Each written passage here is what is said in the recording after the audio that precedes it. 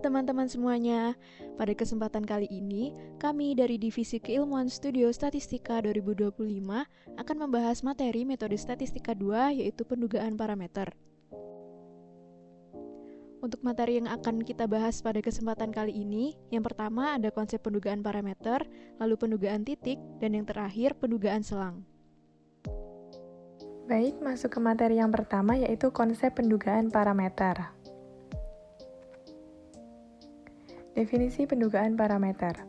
Pendugaan memiliki sinonim yaitu penaksiran, sehingga definisi dari pendugaan sendiri adalah proses yang menggunakan sampel statistik untuk menduga atau menaksir hubungan parameter populasi yang tidak diketahui.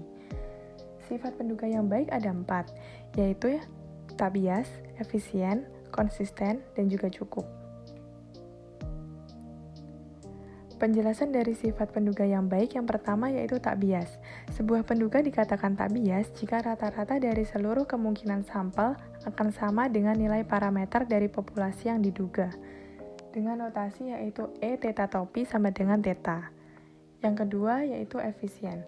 Sebuah penduga dikatakan efisien jika memiliki ragam atau standar deviasi yang lebih kecil dibandingkan dengan penduga lainnya. Jika terdapat lebih dari satu penduga, maka penduga yang paling efisien adalah yang memiliki ragam dan standar deviasi yang paling kecil. Yang ketiga yaitu konsisten. Sebuah penduga dikatakan konsisten jika dengan semakin bertambahnya ukuran sampel, nilai penduga semakin mendekati nilai parameter yang sebenarnya. Dengan kata lain, semakin besar sampel yang digunakan, maka akan semakin akurat pendugaan terhadap parameter populasi. Yang terakhir yaitu cukup. Penduga theta dikatakan cukup jika mengandung seluruh informasi dalam sampel yang relevan dengan theta. Yang selanjutnya yaitu perbedaan parameter populasi dengan statistik sampel. Jika dilihat dari aspek definisi, parameter populasi merupakan nilai yang mewakili seluruh populasi, sedangkan statistik sampel merupakan nilai yang diperoleh dari sampel sebagai perkiraan populasi. Kemudian dilihat dari aspek simbol, parameter populasi menggunakan simbol mu untuk menyatakan mean dan juga sigma untuk menyatakan standar deviasi. Sedangkan statistik sampel menggunakan simbol X bar untuk menyatakan mean dan juga S untuk menyatakan standar deviasi. Selanjutnya dilihat dari aspek sumber data. Parameter populasi dihitung dari seluruh populasi, sedangkan statistik sampel dihitung dari subset atau sampel populasi. Kemudian dilihat dari aspek yang terakhir yaitu dari segi tujuan. Parameter populasi bertujuan untuk mewakili karakteristik sebenarnya dari populasi, sedangkan statistik sampel bertujuan untuk menduga parameter populasi. Yang selanjutnya yaitu jenis pendugaan. Jenis pendugaan yang pertama yaitu pendugaan titik. Pendugaan ini memberikan satu nilai duga sebagai perkiraan terbaik dari parameter populasi. Contohnya, rata-rata sampel X bar untuk menduga rata-rata populasi mu dan juga proporsi sampel P topi untuk menduga proporsi populasi P. Yang kedua yaitu pendugaan selang. Pendugaan ini memberikan rentang nilai atau selang kepercayaan yang kemungkinan besar mencangkup parameter populasi dengan tingkat kepercayaan tertentu, seperti tingkat kepercayaan 90%, 95%, dan juga sebagainya. Pendugaan titik.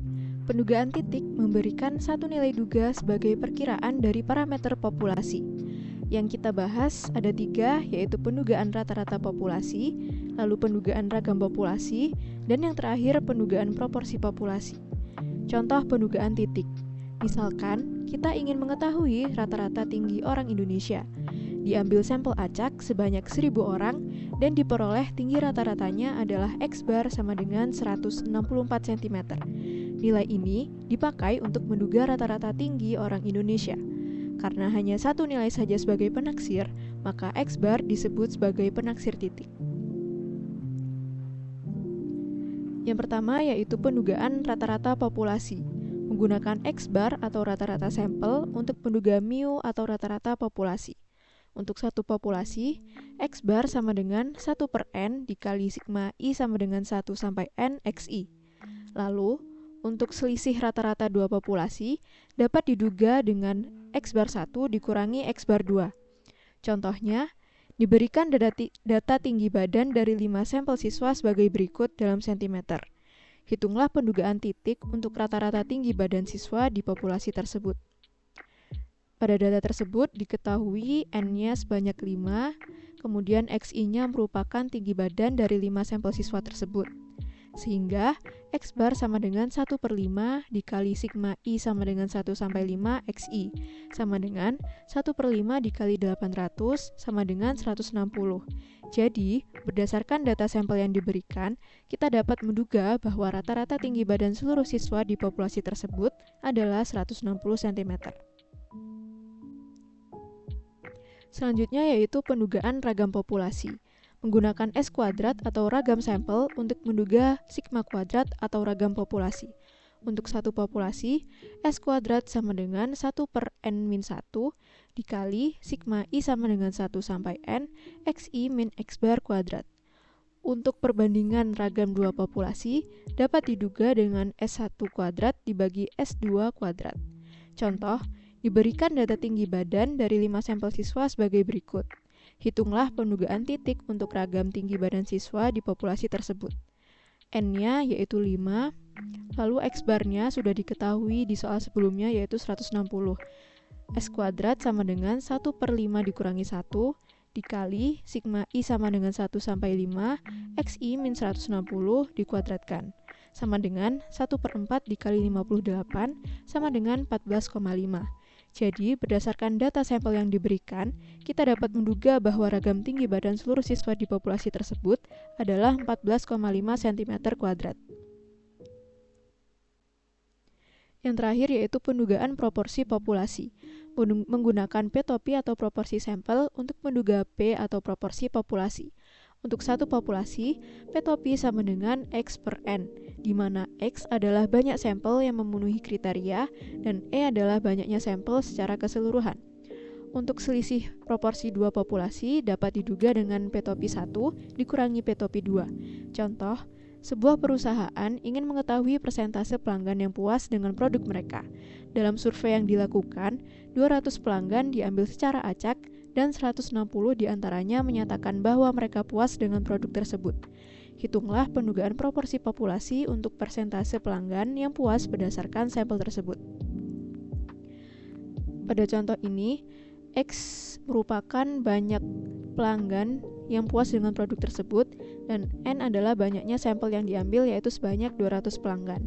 Sehingga P-topi sama dengan 160 dibagi 200 sama dengan 0,8.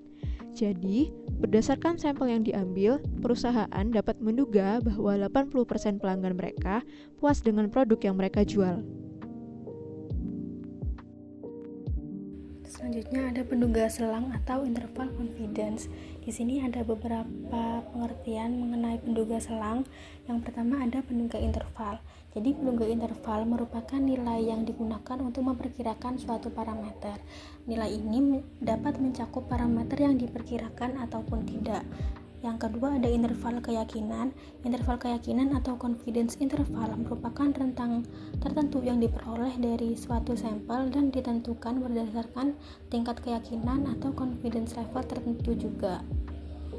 Yang ketiga ada tingkat keyakinan.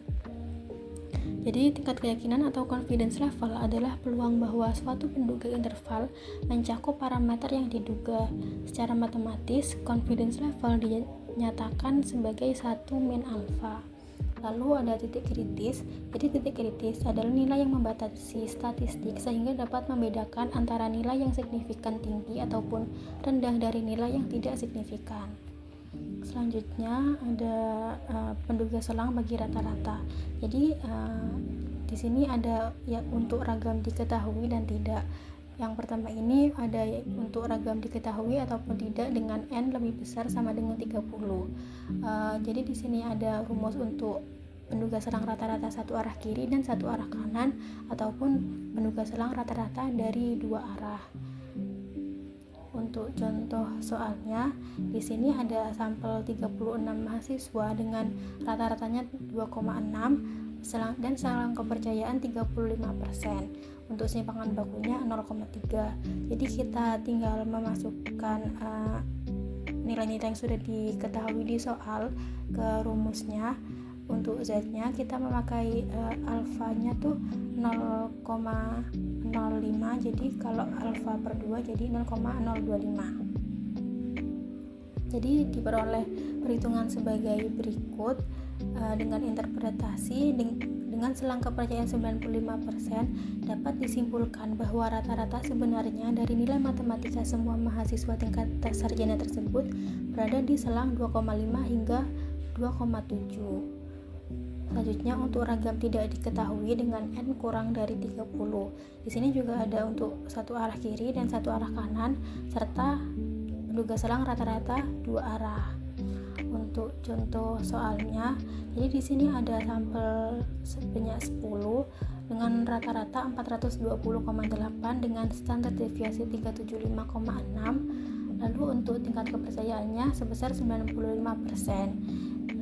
Jadi tinggal memasukkan nilai yang sudah diketahui ke rumus saja dan diperoleh sebagai berikut. Untuk interpretasinya, dengan tingkat kepercayaan 95%, rata-rata waktu produksi yang hilang akibat gangguan listrik selama 1 tahun diperkirakan berada dalam interval 152,19 jam sampai 689,41 jam. Selanjutnya ada penduga selang untuk parameter proporsi. Jadi di sini yang membedakan ini ada P duga dan 1 min P ini sama dengan Q duga. Untuk rumusnya ada satu arah kiri, satu arah kanan dan dua arah. Langsung ke contoh soal saja. Jadi di sini ada sampelnya 800 dengan X-nya 520. Jadi kita bisa menghitung P duganya. Jadi 520 per 800. Jadi 0,65 untuk P duga. Untuk Q duga berarti 1 min P duga. Jadi 1 min 0,65 jadi 0,35.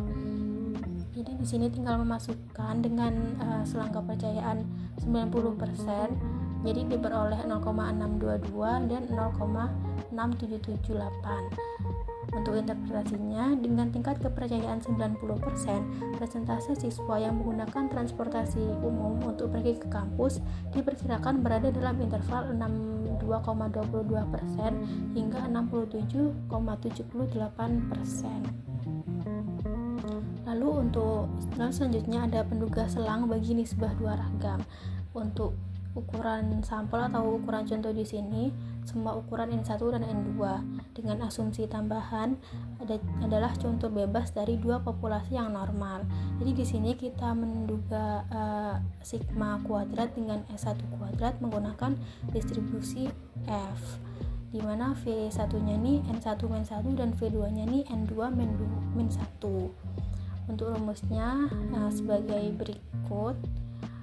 Untuk contoh soal, jadi kita membandingkan dua klinik X atau klinik pertama ini N1-nya 25 dengan S kuadratnya 16,4. Lalu untuk klinik Y atau klinik kedua N-nya ada 30 dan S kuadrat 2-nya 25,7. Lalu kita tinggal memasukkan nilai yang sudah diketahui ke rumus dan kita memperoleh hasil sebagai berikut. Jadi kita bisa menginterpretasikannya dengan tingkat kepercayaan 95%, selang kepercayaan untuk nisbah dua ragam kadar gula darah pasien di klinik X dan di klinik Y adalah 0,3229 sampai 1,587. Di sini ada penduga selang selisih rata-rata populasi data berpasangan. Nah, di sini ada rumusnya. Untuk ASD ini rumusnya adalah akar dari sigma DI min D bar dikuadratkan. Jadi ini DI min D bar dikuadratkan terlebih dahulu, baru kita menghitung total atau sigmanya tersebut. Selanjutnya ada contoh soal. Jadi di sini ada 5 karyawan. Yang sebelum ini berarti 5 karyawan ini belum mengikuti pelatihan, dan ini sesudah mengikuti pelatihan kita menghitung selisihnya terlebih dahulu, lalu kita mendapatkan rata-rata dari produktivitas karyawannya ini sebesar 4,4. Lalu kita menghitung SD-nya dulu sesuai dengan rumus, jadi dikuadratkan dulu baru dijumlah. Jadi SD-nya 0,5477. Lalu kita tinggal memasukkan SD dan nilai-nilai yang sudah diketahui, lalu kita mendapatkan hasil sebagai berikut. Untuk interpretasi dengan tingkat kepercayaan 95%, rata-rata peningkatan produktivitas karyawan setelah pelatihan diperkirakan berada dalam interval 3,719 sampai 5,081, dengan arti perusahaan dapat memperkirakan bahwa rata-rata peningkatan produktivitas karyawan setelah pelatihan berkisar antara 3,72 hingga 5,08 tugas yang diselesaikan. Selanjutnya ada penugas selang selisih rata-rata populasi data berpasangan. Di sini ada untuk ragam yang diketahui. Untuk ragam diketahui kita menggunakan distribusi Z dengan alfa per 2. Untuk contoh soalnya,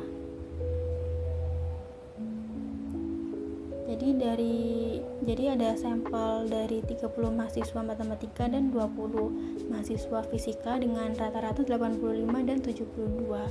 Untuk standar deviasi ada 6 dan 8 dan tingkat kepercayaannya 95%. Jadi rata-rata dari jurusan matematika dikurangi dengan jurusan fisika, lalu ini Z alfa per 2-nya ini juga sesuai rumus. Jadi kita memperoleh nilai sebagai berikut. Jadi kita bisa menginterpretasikannya dengan tingkat kepercayaan 95%. Selisih rata-rata nilai ujian antara mahasiswa matematika dan fisika diperkirakan berada antara 8,8 hingga 17,12, yang berarti rata-rata nilai matematika lebih tinggi antara 8,8 hingga 17,12 poin dibandingkan dengan mahasiswa fisika. Nah, selanjutnya ini ada ragam tidak diketahui dan diasumsikan ragam sama. Untuk itu kita menggunakan distribusi T dan juga ada S kuadrat gabungan. Jadi S kuadrat gabungan ini rumusnya seperti berikut dengan V-nya tuh N1 plus N2 min 2. Untuk contoh soalnya, jadi ada mahasiswa dan mahasiswi dengan rata-rata nilai 72 dan simbakan baku 6. Untuk mahasiswi rata-ratanya 65 dan simbakan baku 85 dengan tingkat kepercayaan 95%. Jadi kita menghitung S kuadrat gabungan terlebih dahulu dan diperoleh 52,625. Lalu kita memasukkan nilai-nilai dan S2 kuadrat ini ke rumus, lalu kita memperoleh hasil sebagai berikut. Untuk interpretasi dengan tingkat kepercayaan 95%, selisih rata-rata nilai antara mahasiswa dan mahasiswi diperkirakan berada dalam interval 1,84 hingga 12,16, yang berarti rata-rata nilai mahasiswa lebih tinggi antara 1,84 hingga 12,16 poin dibandingkan dengan mahasiswi. Di sini yang terakhir ada ragam tidak diketahui dan ragam diasumsikan tidak sama. Jadi kita menggunakan T alfa per 2, V dan untuk rumus V-nya sebagai berikut. Untuk contoh soalnya ada kelompok 1 dan kelompok 2 dengan rata-rata 10 dan ragam 40, kelompok 2 rata-rata 7 dan ragam 15. Jadi kita menghitung V-nya terlebih dahulu, lalu diperoleh V-nya 16,2. Lalu kita tinggal memasukkan ke rumus dan diperoleh hasil sebagai berikut. Karena ini ada negatif, berarti tidak ada bukti yang kuat bahwa terdapat perbedaan signifikan antara kedua rata-rata populasi tersebut. Mungkin sekian video dari kami, sampai ketemu di video selanjutnya.